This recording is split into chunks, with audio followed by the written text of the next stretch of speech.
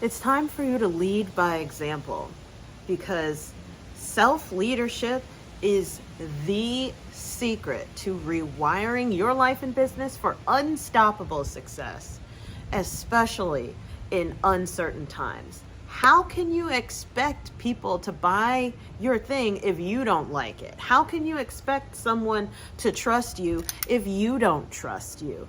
How can you expect people to have faith in you if you yourself don't have enough faith in yourself to put yourself out there and put yourself on the line to go out there and communicate your vision, to try, to fail, to learn, get up and do it again?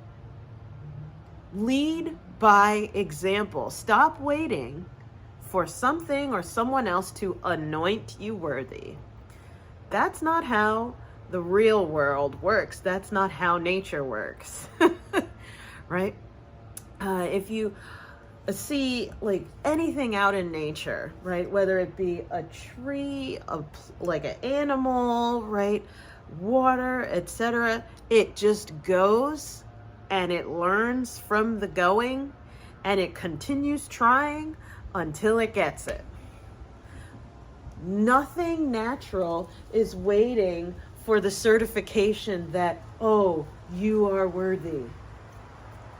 Nope. The worthiness comes in the being. Let me stop for a moment. Sensei Victoria Whitfield, hello. We haven't met before.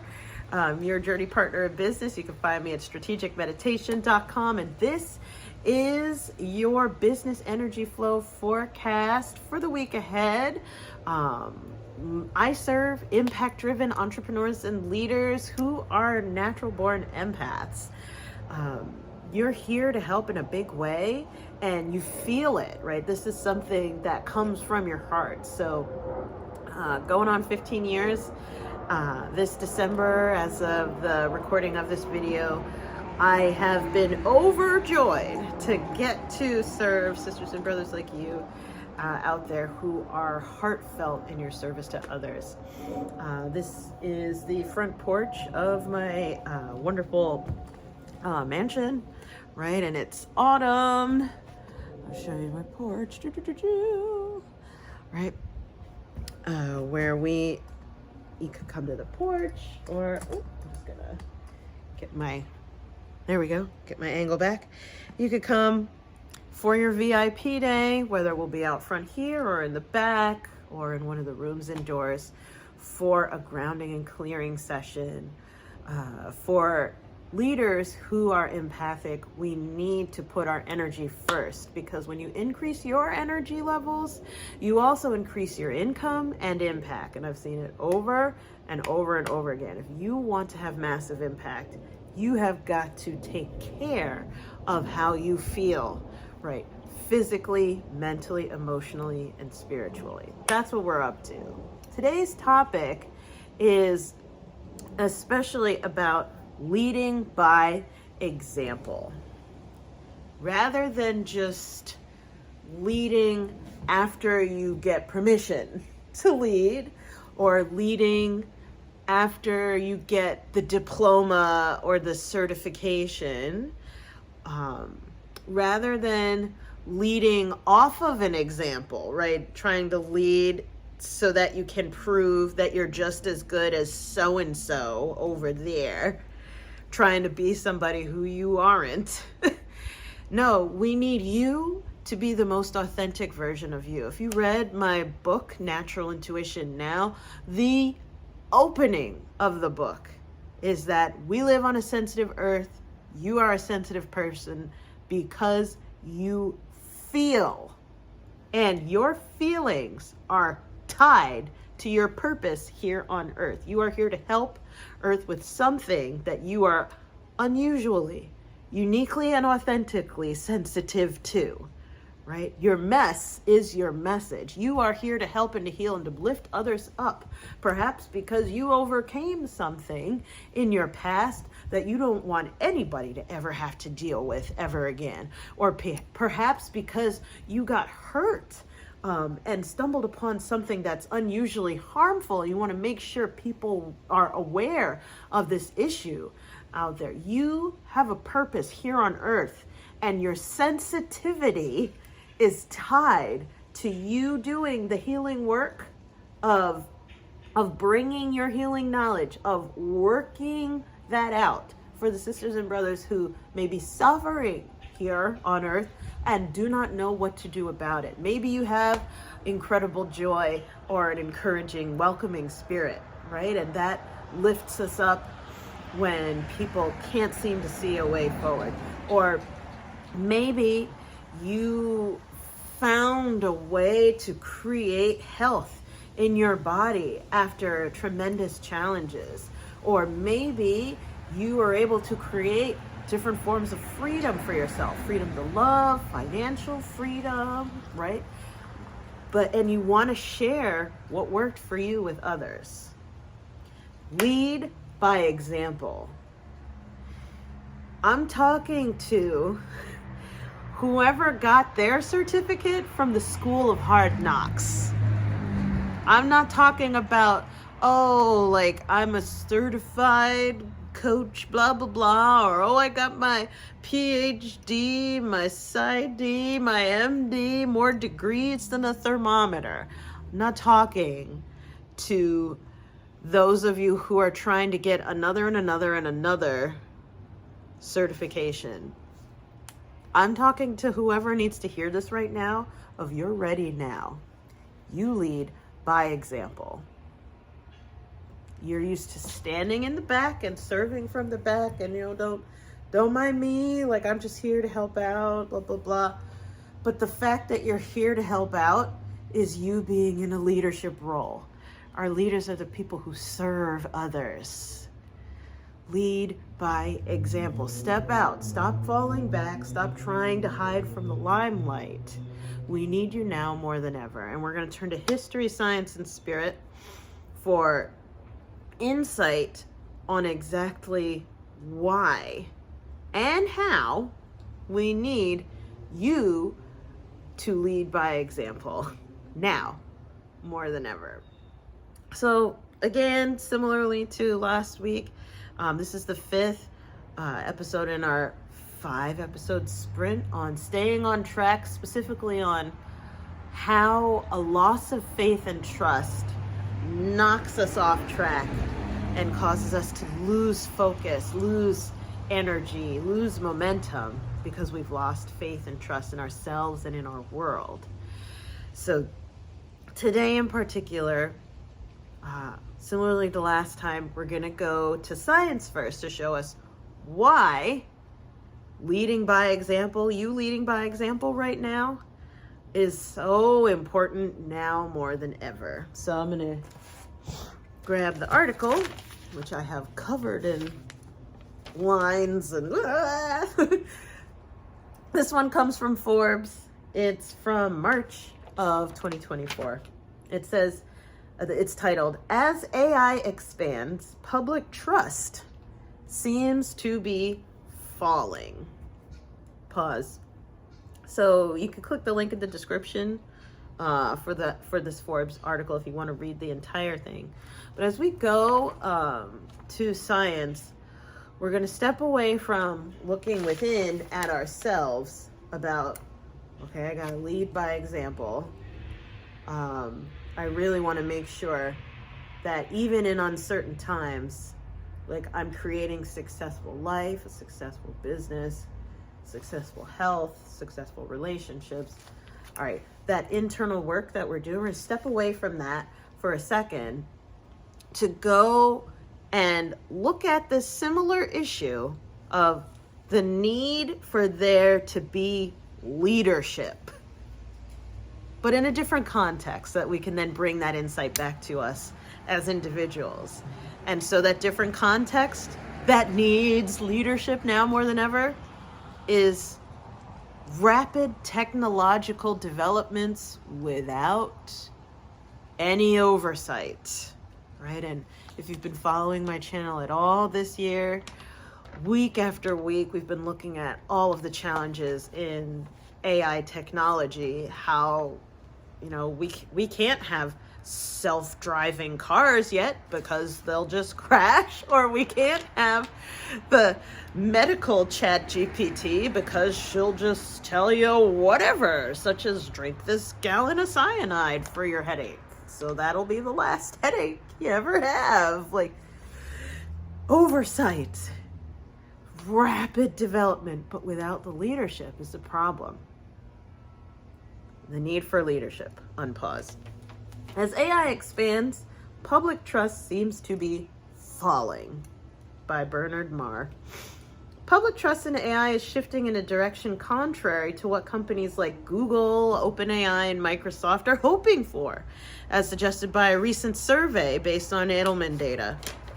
The study suggests that trust in companies building and selling AI tools dropped to 53% compared to 61% 5 years ago. While the decline wasn't as severe in less developed countries, in the US, it was even more pronounced, falling from 50% to 35%. Pause. What does that mean? Trust is getting more and more scarce. Nope. Unpause. While we are told that AI will cure disease and clean up the damage we're doing to the environment, help us explore space, and create a fairer society. So what is the cause of this decline in trust, though? Is it just an image problem? And what can we do about it if we believe that this technology clearly has enormous potential for doing good if it's implemented in an ethical and human-first way? Building a trustworthy AI ecosystem. Of course, the simplest way to look at this challenge is that in order for people to trust AI, it has to be trustworthy. That's what it says. This means it has to be implemented ethically, with consideration of how it will affect our lives and society. Just as important as being trustworthy is being seen to be trustworthy. This is why the principle of transparent AI is so important. Transparent AI means building tools, processes, and algorithms that are understandable to non-experts. Pause. What does that mean? What does that mean? In order for you to gain trust, you gotta be trustworthy. What does being trustworthy mean? That means having a sense of ethics. Like, not only am I doing these things for my own benefit, but I'm showing and I'm able to be seen as benefiting others, right? Ethics. I'm aware of more than just myself. And I'm aware of what's at stake in the things that we are doing. And it said on top of that, not just being trustworthy, but being seen as trustworthy. Seen means visibility. So you know at the outset of the video, it's like lead by example, but stop being like the, oh, I'm helpful back in the don't look at me, don't mind me, sort of, oh, I'm no big deal. No. You could be the most awesome, talented, trustworthy, invisible thing in the background. And that's not doing your cause or what you're here to help with any good. You being invisible, you hiding from the limelight and avoiding, oh, no, or you telling yourself, no, I can't be on camera, or no, I'm not comfortable speaking publicly, I can't, no, That is not helping anybody but you. That's not helping what you're here to help. That's only helping you. Ooh. I'm just going to leave that there and let that marinate. Transparent AI, by the way, means building tools, processes, and algorithms that are understandable to non-experts. I need to again pause on that and break that down. because this is something that I personally have had to battle for all going on 15 years. The fact that I'm an expert in personal energy management, an expert in meditation, an expert in Reiki, right? I'm an expert in being an empath and all this types of stuff. I'm also an expert in energy technologies, meteorology, linguistics, ancient history analysis, anatomy. I'm an expert in all of this crap, la la la la la la la. But if I can't help somebody and explain what I know to somebody who needs to know it, but who doesn't know jack about any of those terms and jargon, then all of my degrees from a thermometer, all of my accolades and certifications, all of my experience and education means nada, cero, zilch. It goes kaput. If I can't explain it to a regular person, like, I remember at the beginning of my career, I had a t-shirt printed because I got asked so many times of what is Reiki. I remember, I'll never forget, I was out networking one time, and the lady asked me, like, oh, what do you do? And I'm like, I'm a Reiki master. And she's like, oh, really? I never heard of a Reiki master. You know, I have so many leaves, especially now because it's fall. Can I have your card? I'm actually curious to hear about how do you become a Reiki master of leaves. Girl, not it. Jargon. Like, if you are so helpful, but nobody knows what the heck you're saying, you're not helpful. This is especially to all my sisters and brothers who are energy workers and light workers. The average person who needs energy work and light work hears that and thinks you're an electrician. Or you work on lamps and stuff. Or you do lighting at events. And child, you very well may be someone who does that. From talking about people do EFT, NLP, Reiki, like vortex healing and all of the like Alexander technique and the Feldenkrais. Tons of jargon is not helping. So I'm just gonna drop a juicy fat pin in that and unpause because I gotta get through this read and get through this. Comment below if is this resonating with you. Type jargon if that's the one thing you need to work on. It's like, I can't describe what I do, and my clients can't describe what I do either. Right? I'm just type jargon if you need to work on your words, so that you can connect with the people who really need you. Unpause. Transparent AI means building tools, processes, and algorithms that are understandable to non-experts. If we are going to trust algorithms to make decisions that could affect our lives, we must at the very least be able to explain why they are making these decisions. What factors are being taken into account, and what are their priorities? If AI needs the public's trust, and it does, then the public needs to be involved in this aspect of AI governance. This means actively seeking their input and feedback on how AI is used, and just as importantly, when it shouldn't be used. Ideally, this needs to happen at both a democratic level via elected representatives and at a grassroots level. Last but definitely not least, AI has to be secure. This is why we have recently seen a drive towards privatized AI, that which isn't hosted and processed on huge public data servers like those used by ChatGPT or Google's Gemini. Transparency, accountability, and security are all fundamental to the concept of trustworthy AI. I repeat, transparency, accountability, and security are fundamental to the concept of trustworthy AI. Increasingly, I believe the writer says, we will find that any AI project that overlooks any of these three principles is likely to fall at the first hurdle, which is public acceptance. All right, tying this back to leading by example. Why? Why do we need to lead by example? Because trust is at an all-time low, right? The statistic was it fell from 50 to 35%.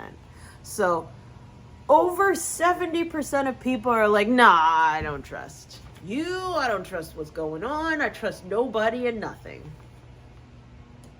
Right? Last week we talked about the mistrust mindset, right? And how that actually pays off for liars, because if you think nothing's real, when people try to prove someone did wrong and hold them accountable, the bad guy can say, oh, no, you made that up. There's AI out there that can simulate this stuff that you call evidence. Okay, so that's what we established last week. In this episode, though, we're looking at how do we get over that?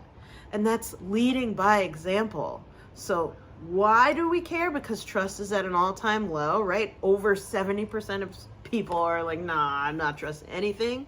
So how do you repair that trust and faith from others, as well as in yourself, is leading by example? 3 things. Be transparent, be accountable, and value safety and security. Okay?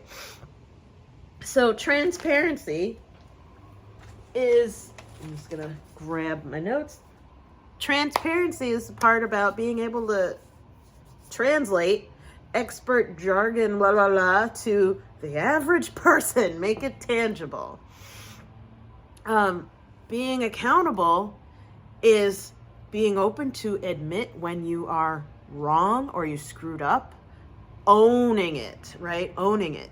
Lead by example, by doing those 2 things. And then thirdly, lead by example by talking about, prioritizing, and embodying safety and security, putting that first.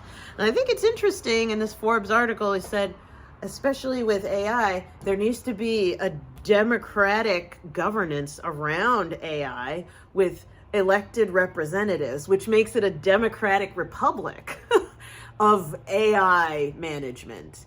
This is a very American thing. That is exactly what America is a democratic republic, right? Elected by the group vote of like, we believe you are good enough to represent our needs, and the few of you come together and talk it out, right? So the writer talked about this democratic republic of governing AI, as well as a grassroots governance of AI. So where we have the elected experts who know the stuff, and people said, yeah, we think you know the stuff, so we trust you to make sure that you take care of stuff for us. So have that oversight group, as well as the grassroots of the users, right? The people boots on the ground saying, okay, yeah, they said that, but I'm actually seeing this, and this is an issue. What about you over here, or blah, blah, blah, right? Boots on the ground. The 2 coming together can provide leadership that protects the safety and the growth of this new nation of artificial intelligence. But it's very interesting how the Forbes writer brought like this kind of very American concept to help wrap AI in good leadership. But at the same time, as we think of self-leadership and leading by example, we ourselves as well need to be clear of, who am I following, right? Who am I trusting as the type of expert who represents what I believe, right? You're watching this maybe because you believe that I am someone that I'm a safe person to follow. So that might be, I'm one of your senators, so to speak, right? If we're taking this example from the Forbes article. But on top of that, the article said, okay, have your elected, like you selected, you saw from the experts, this person, right? Oh, Victoria's, like, she's good.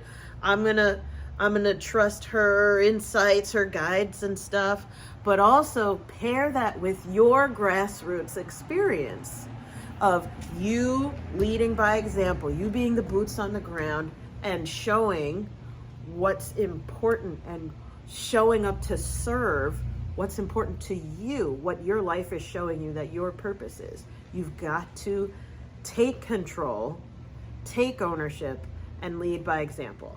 So that's that from science. What does history have to say? Napoleon Hill gives a really great example in the chapter on faith from Think and Grow Rich on here's what happens when you lead by example. Here's what that looks like, especially in the example of the birth of the greatest corporations in American history, United States Steel. Huge company. I'm about to read on it for you. But the guy that brought it all together, he led by example. And that is Charles M. Schwab. Here, I'm going to read to you. Okay. Estimated by some at nearly $600 million, United States Steel. Carnegie got his millions, and the Morgan Syndicate had $62 million for all its trouble, and all the boys from Gates to Gary had their millions. But the 38-year-old Schwab, Charles Schwab, had his reward. He was made president of the new corporation, United States Steel, and remained in control of it until 1930. Riches begin with a thought. The dramatic story of big business, right? $600 million back in the 19 teens, which is like an insane amount of money. The dramatic story of big business that you've just finished is a perfect illustration of the method by which desire can be transmuted into its physical equivalent. The giant organization was created in the mind of one man. The plan by which the organization was provided with the steel mills and gave it financial stability was created in the mind of that same man. His faith, his desire, his imagination, his persistence were the real ingredients that went into United States Steel. The steel mills and the mechanical equipment acquired by the corporation after it had been brought into legal existence were incidental, but careful analysis will disclose the fact that the appraised value of the properties acquired by the corporation increased in value by an estimated $600 million by the mere transaction that consolidated them under one management. In other words, Charles M. Schwab's idea, plus the faith with which he conveyed it to the minds of J.P. Morgan and others, was marketed for a profit of approximately $600 million. Not an insignificant sum for a single idea. The United States Steel Corporation prospered and became one of the richest and most powerful corporations in America, employing thousands of people, developing new uses for steel and opening new markets, thus proving that the $600 million in profit that the Schwab idea produced was earned. Riches begin in the form of a thought. The amount is limited only by the person in whose mind the thought is put into motion. Faith removes limitations. Remember this when you are ready to bargain with life for whatever it is that you ask as your price for having passed this way. So, tying this back to leading by example, Charles Schwab had the idea and the expertise to give birth to this tremendous corporation. The chapter on faith goes in depth. I don't have time to read the whole story. I highly recommend you do, because it's a masterclass in, oh my gosh, how to bring something to being and how to be an excellent speaker. But originally there were all these little steel mills separately and all this money and parts separately. And he had the idea to bring it all together. He was working for Andrew Carnegie and knew everything there was to know about steelwork, right? And running a company and doing it well. But he was the one that brought it all together. He led by example. He got up and conveyed the thought. Think and Grow Rich, right? This book. Don't let the title fool you. You have to convey the thought. You have to bring it out and share it with others in order for the riches, right? Or the manifestation, the output, the result to occur. You've got to lead by example. You've got to show what you're made of. Don't just think about it, talk a big game and say one day maybe I will, right? Or keep preparing to plan, to prepare, to plan, to prepare, to prepare, to plan. No, you got to get out there and show by example that you know what you're about. And it's because he put himself out there and risked it. It said in one night, in one night, he did this huge risk in the right room at the right time that he was able to give birth to that incredible project. So, but if you aren't out there giving examples for people to get on board with, you're not going to get the opportunity if it comes, because you're just not in the game. You know, as they say with playing the lottery, you got to be in it to win it. Lead by example. Get out there, roll up your sleeves, get your hands dirty. With that, I'm going to Spirit. The tarot card pull of the week is the 9 of Fire. Let's see if 9 of Fire. Beautiful dragon, powerful woman. Don't give up. Protect that which you've created. Have courage and believe in yourself. Now, fire in this deck has to do with action, going for it, right? Doing something. Fire has to do with movement.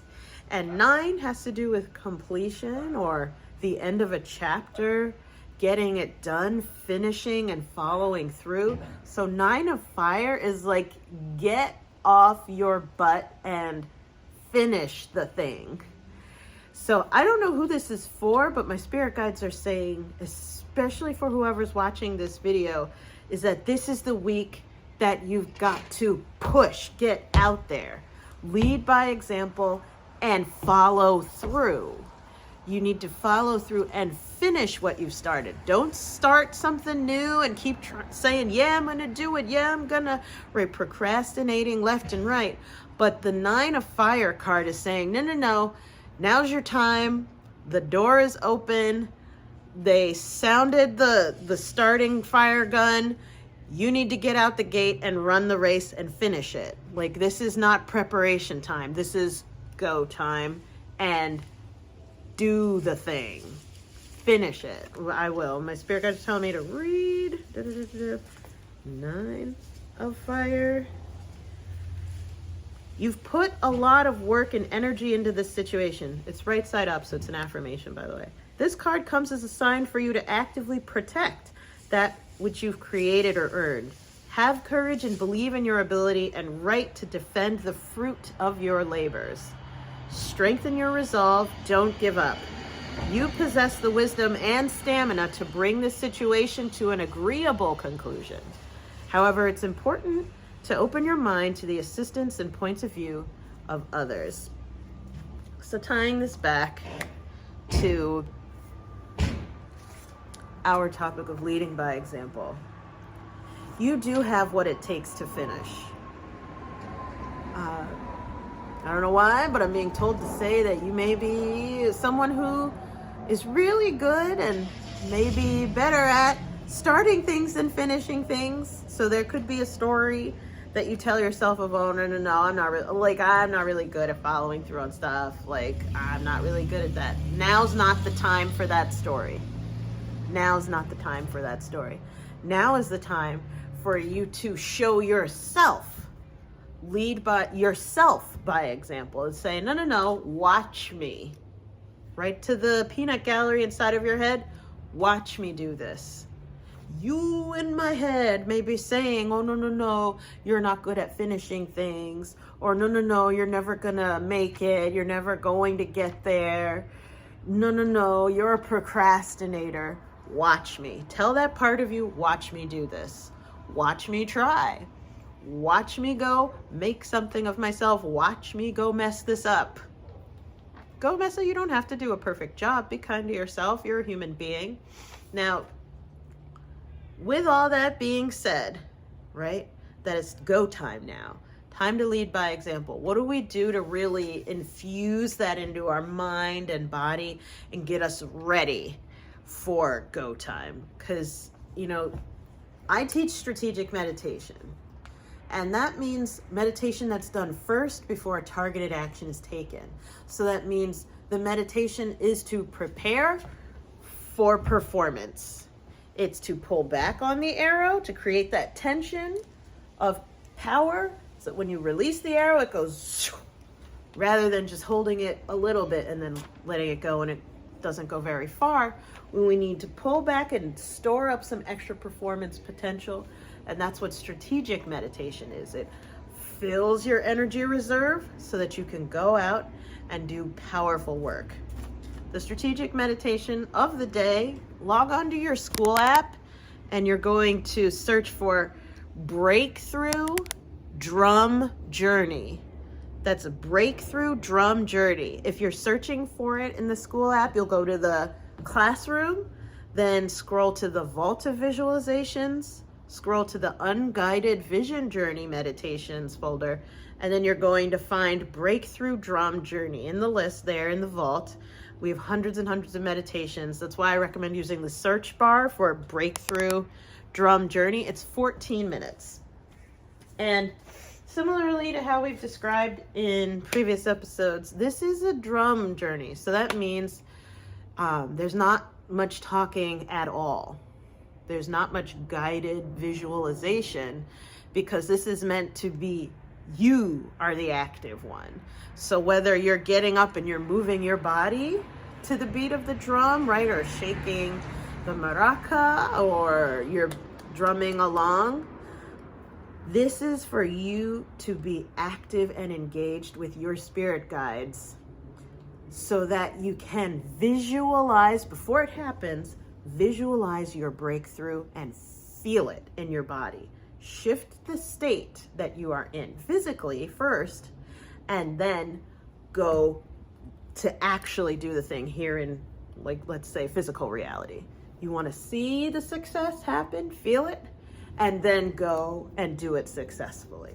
So that's it for today's video message. If you have extra questions or you want to know more about school, but you don't want to pay to know more about school, click on the link in the description of this video. Hop on my calendar, right? You're welcome to come as my guest to our next live strategic meditation on Zoom. So go to victoriawhitfield.com/contact, fill out the form there to access my call calendar. And I'm looking forward to speaking with you, see how I can help. Or if I know someone who can help you in your situation. So, tell me, what do you think? What's coming up for you hearing all this? Comment below and hit the share button. That would mean the most to me if you would share this on your social media and let more sisters and brothers in business get this inspiration. We need more leaders out there doing more good in the world and being seen doing the good work that they do. Sending you so much love. Big hugs, and I'll see you next time. Bye for now.